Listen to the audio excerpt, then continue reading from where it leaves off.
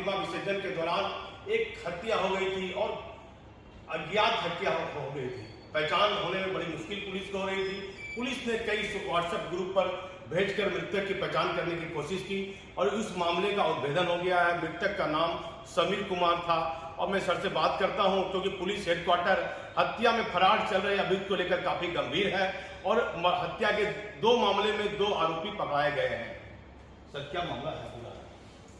ये काली पूजा विसर्जन का जुलूस था 27 तारीख की रात में। 28 तारीख की सुबह में एक अननोन डेड बॉडी मिली थी बरारी थाना अंतर्गत एक सुनसान जगह पे।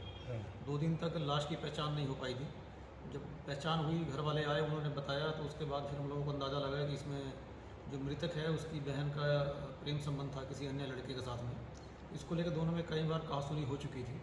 तो जिसके साथ प्रेम संबंध था उसने ही अपने दोस्तों के साथ मिलकर इस हत्या की साजिश रची थी और मृतक को बहला फुसला के रात में 2 बजे से 3 बजे के बीच में उस सुनसान जगह पर ले गए और वहाँ ले जाकर पूर्व निर्धारित योजना के अनुसार इसकी हत्या कर दी। इसमें कुल 6 लोग शामिल थे। एक आदमी पहले से ही बांका जिला से शराबी केस में जेल जा चुका है। बाकी 5 लोगों की गिरफ्तारी हो गई है। जो मुख्य अभियुक्त है वो अपनी बहन के यहाँ देवघर में जाकर छिपा हुआ था। एएसपी सिटी के नेतृत्व में बरारी थानाध्यक्ष, सबौर थानाध्यक्ष, टेक्निकल सेल, इन सब लोगों ने मिलकर काफ़ी काम किया और देवघर से उसकी गिरफ्तारी हुई। उसकी निशानदेही पर अन्य अभियुक्तों की गिरफ्तारी हुई और जो हत्या करने में हथियार बरामद इस्तेमाल किया गया था वो तलवार भी बरामद हो गई है। सर, माँ काली की प्रतिमा का विसर्जन का पहले ही बार आप देखे होंगे, विसर्जन था, अचानक रात में हत्या हो जाती है। कैसा लगा? रात भर पुलिस प्रशासन जगा हुआ था। पुलिस तो लगातार 2 रात और 2 दिन तक लगातार जुलूस में लगी हुई थी। 40 घंटे से लंबा टाइम लगा जुलूस में। हाँ। तो पूरा फोर्स, हमारा पूरे जिले का फोर्स लगा हुआ था। तो इस बीच में जब काली पूजा से अगले दिन फ्री हुए तो पता चला कि एक मर्डर हो गया है। तो काफ़ी दबाव का टाइम था क्योंकि SHO 2 दिन से सोए भी नहीं थे। लेकिन फिर उनको मर्डर केस में लगना पड़ा। लेकिन अच्छा ये रहा कि उन्होंने जितनी मेहनत की जल्दी ही उसका उद्भेदन हो गया और सभी लोगों की गिरफ्तारी भी हो गई। अज्ञात था सर, उसका कैसे पहचान हुई? बड़ी मुश्किल हुई होगी। पहले 2 दिन तक तो पहचान ही नहीं हुई। मीडिया में भी दिया, व्हाट्सएप पे भी दिया, साइबर सेनानी ग्रुप में भी प्रचारित किया। जो मृतक के घर वाले थे उसमें मृतक के पिता 2 शादी किए हुए थे। तो मृतक अपने माँ बाप से अलग रहता था, नाना नानी के यहाँ रहता था। तो इसलिए परिवार ऐसा बंटा हुआ था कि शायद इनको एहसास ही नहीं था कि इनका बच्चा गायब है तो उसके साथ कोई अनहोनी हो सकती है। जी सर। जब इनको अपने पड़ोसियों के माध्यम से पता चला, इनके मोहल्ला के आसपास पुलिस का मूवमेंट बढ़ रहा था, तब इनको लगा कि तब इन्होंने खोज खबर ली अपने बच्चे के बारे में और तब इनको पता चला कि जिसकी लाश मिली थी वो इन्हीं का बेटा है। हत्या क्या कारण था सर जो हत्या हुई? जो मृतक है उसकी बहन का संबंध अभियुक्तों में से एक लड़के के साथ में था। सभी लोग पहले से आपस में दोस्त ही थे, मृतक भी और अभियुक्त लोग भी। दोस्त होने के नाते एक दूसरे घर पे आना जाना था। इसी को लेकर जो इनका एक दोस्त है उसका संबंध हो गया इनकी बहन से। मृतक उसमें कई बार मना किया था, झगड़ा झंझट भी हुआ। लड़की की शादी हो गई थी, शादी फेरे होने के बाद शादी टूट गई। तो इसको लेकर काफ़ी तनाव था और जो अभियुक्त लोग हैं इसने डिसाइड कर लिया कि जब तक लड़की के भाई को रास्ते से नहीं हटाएंगे तो ये समस्या बनी रहेगी। अपने दोस्तों के साथ मिलकर इन्होंने इस हत्या की साजिश बनाई और काली पूजा विसर्जन के दिन जब पूरी पुलिस फोर्स और सभी लोग जुलूस में व्यस्त थे देर रात्रि में, तब इन्होंने इस घटना को अंजाम दिया। देखिए, भागलपुर शहर की बड़ी चर्चित घटना आप इसे मान सकते हैं, जहां सिटी एसपी, सीनियर एसपी, सभी पुलिस के आला अधिकारी तेतालपुर स्टेशन चौक पर मूर्ति विसर्जन में लगे हुए थे। तो एक व्यक्ति जिसकी बहन का संबंध किसी से हो गया था और उस अभियुक्त ने सोचा कि जब तक इसके भाई की हत्या नहीं होगी तब तक उसका रास्ता क्लियर नहीं होगा और बिना बोले 4 लोग दोस्त को ले आता है, उस समीर नाम के व्यक्ति की हत्या कर देता है। पुलिस रात भर 2 रात जगी हुई रहती है। उसके बाद भी सीनियर एसपी पर प्रेशर तो बनता होगा। मर्डर के बाद, हत्या के बाद पुलिस हेडक्वार्टर कई तरह की जिम्मेदारियां बनती है। के बीच में जब मर्डर होता है तो ऑब्वियसली पुलिस पे बहुत प्रेशर रहता है केस का तुरंत उद्भेदन के लिए, गिरफ्तारी के लिए। तो मीडिया में भी अक्सर ऐसी न्यूज आती है कि इतने घंटे बीत गए, अभी तक कोई उपलब्धि नहीं है, पुलिस के हाथ खाली हैं, हत्यारे का पता नहीं है। तो दबाव तो रहता है, लेकिन अच्छी बात है कि हमारी टीम ने दबाव के बावजूद इसमें त्वरित कार्रवाई करते हुए सफलता प्राप्त की। 29 अक्टूबर को हत्या हुई सर, 1 नवंबर को इसका मतलब आप पूरा मामले का उद्भेदन कर देते हैं। तो जो टीम में जो लोग लगे हुए थे, आपके पुलिसकर्मी हैं, उनको क्या पुरस्कृत भी किया जाएगा? सभी पुलिसकर्मियों को, पदाधिकारियों को पुरस्कृत किया जाएगा और जो वार्षिक पुरस्कार के लिए भी प्रस्ताव पुलिस मुख्यालय को भेजा जाएगा। और सर, एक मामले में कोई जोक्सर के मामले में कोई हत्या के आरोपी को पकड़ा गया है? जिला परिषद कार्यालय में एक रात में ताला टूटा था जगह का, ऐसा लगता था कि कोई चोरी करने का प्रयास किया गया है। तो उसमें जो वहाँ पे एक गार्ड था जो सोता था, प्राइवेट गार्ड, उसकी डेड बॉडी मिली थी जिसको लगता था सिर पे कुछ पत्थर से पूछ कर हत्या कर दी गई थी। उसमें भी एक व्यक्ति की गिरफ्तारी हुई है और उसने बताया कि अपने एक अन्य दोस्त के साथ मिलकर ये लोग चोरी करने गए थे। तो वहाँ जो वृद्ध व्यक्ति सोया हुआ था वो जग गया, उसके साथ इनकी हाथापाई हुई और पास में पड़े पत्थर से इन्होंने उसका सिर पे वार करके उसको वहाँ उसकी हत्या कर दी। इसमें अभी गिरफ्तारी और के बाद में पूछताछ जारी है और अभी भी और सूचना मिलने की संभावना है।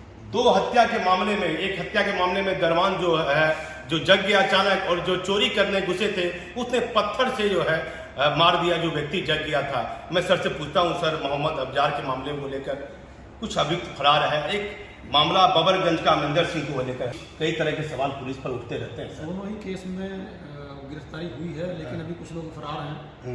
इस पे कोर्ट में वारंट और कुर्की प्राप्त करने की कोशिश भी की जा रही है और टीम लगी हुई है, लेकिन बीच में फेस्टिवल के चलते थोड़ा सा दूसरे काम में व्यस्त हो गए थे। पुनः जो है इसकी गिरफ्तारी के लिए टीम इस पर लगी। क्या लगता है सर, हत्या के मामले में जो दो व्यक्ति पकड़ाए हैं, इस प्रकार से आपके कार्यकाल में आन खान में ये कोई पहला मामला मैं देख रहा हूँ कि तुरंत व्यक्ति पकड़ा गए हैं, तो इससे क्या अपराधियों पर जो है और भी कोई प्रकार की कार्रवाई जो जमानत पर छूटे हैं? ये जो तुरंत गिरफ्तारी होने से एक अच्छा संदेश तो जाता है अपराधियों के विरुद्ध कार्रवाई को लेकर। दूसरा, जनता में भी पुलिस के प्रति एक सकारात्मक मैसेज जाता है कि पुलिस कार्रवाई कर रही है, मेहनत कर रही है। और जो लोग अभी बाहर हैं, फरार हैं, कुछ केस में जमानत पे छूटे हुए हैं, प्रोफेशनल क्रिमिनल हैं, लूट में, डकैती में, तो ऐसे लोगों की सूची हमने थानावार बनाई है और सभी थानादारों को कहा गया है इस पर निगाह रखें और जो लोग वांछित उनकी गिरफ्तारी करें। कैसा लगा सर, काली विसर्जन तो बहुत लंबी मूर्ति भागलपुर जाती है, ऐसा कहीं पूरे बिहार में नहीं है? भागलपुर में सबसे चैलेंजिंग, सबसे डिफिकल्ट फेस्टिवल है। सबसे बड़ा जुलूस रहता है जिसमें सबसे ज़्यादा संख्या में लोग भाग लेते हैं और सबसे ज़्यादा लंबे टाइम तक चलता है। और सबसे बड़ी चुनौती ये रहती है कि इतना लंबा टाइम चलता है कि हमारी पुलिस फोर्स को उसमें शिफ्ट में ड्यूटी तो मिलती नहीं है। लगातार एक ही अफसर को, एक ही जवान को 4 दिन तक ड्यूटी करनी होती है। तो लेकिन इन तमाम चुनौतियों के बावजूद सभी पुलिसकर्मियों ने, सभी पदाधिकारियों ने बहुत अच्छे से मेहनत की। इसके चलते शांतिपूर्ण तरीके से इतना बड़ा पर्व संपन्न हुआ। और छठ पूजा में देखा मैंने अक्सर आपको, आप और डीएम साहब घूम रहे थे, इस पर छठ पूजा में क्या करिए? छठ पूजा पे ज़्यादा चैलेंज ये रहता है कि बहुत सारे ऐसे घाट हैं जहाँ पर जगह कम है, श्रद्धालु बहुत ज़्यादा रहते हैं, तो बहुत भीड़ भाड़ रहती है। तो ऐसी जगह पे जो हम लोगों ने व्यवस्था की थी कि गाड़ी को वहाँ तक पहुँचने नहीं देना है, घाट पर पब्लिक एड्रेस सिस्टम रखना ताकि लोगों को जागरूक किया जा सके। बैरिकेडिंग की जो व्यवस्था की गई थी, लोग डूब ना जाए, गोताखोर की व्यवस्था की गई थी। और जो स्थानीय जो पूजा समितियाँ थी उनका जो सहयोग लिया गया, तो सब लोगों ने मिला के जो सहयोग किया उससे अच्छे से संपन्न हो गए। कहीं कोई अप्रिय घटना नहीं घटी। सर मगरमच्छ देखे जा रहे हैं, कैलगांव में कोई आदमी वीडियो डाल देता है, सुल्तानगंज में मगरमच्छ देखे जा रहे हैं, इसके लिए कोई? सुल्तानगंज में तो मगरमच्छ पहले बीच में वहाँ घटना हुई थी, दिखाई दिए थे, लेकिन अभी जो सोशल मीडिया पे एक वीडियो डाला गया है, हाँ, तो मुझे भी किसी ने भेजा था, वो फेक वीडियो है। हाँ, और वो कैलगांव में जो सब देखा जा रहा है वो इसमें वन विभाग के लोग लगातार लगे रहते हैं, लोग उनसे संपर्क में रहते हैं, पुलिस और आपके तरफ से दिशा निर्देश कोई महत्वपूर्ण दिया गया है वन विभाग को? दिशा निर्देश नहीं, उनसे हम लोग संपर्क में रहते हैं और फिर वो अपने स्तर से कार्रवाई करते हैं। हमारी कोशिश ये रहती है कि जहाँ पर इस तरह की बात सामने आती है वहाँ आम आदमी पानी में ना जाए, लोगों को वहाँ जागरूक रखें। तो अब तो त्यौहार नहीं है सर, लेकिन फिर भी ठंड का मौसम है, चोरी की घटनाओं पर लगातार इजाफा हो सकता है। इसके लिए जो हमारी रात्रि पैदल गश्ती है और जो वाहन से गश्ती है उसको हम लोग और स्ट्रॉन्ग करेंगे। समय समय पर उनको ब्रीफिंग की जाती है, सेंसिटाइज किया जाता है। और जो हमारी 112 नंबर की जो गाड़ियाँ हैं शहर में, उनको 7 सेक्टर में बांट के लोगों ने लगाया हुआ है, उनको भी हम लोगों ने पेट्रोलिंग के काम में लगाया है ताकि पुलिस की विजिबिलिटी बढ़े और रात में जहाँ कोई संदिग्ध व्यक्ति नजर आए उसको रोककर उससे पूछताछ की जानी चाहिए। इसके लिए भी सबको निर्देशित किया। कई लोग घर छोड़ के चले जाते हैं, पुलिस को इसकी जानकारी नहीं देते, देना चाहिए नहीं देना चाहिए?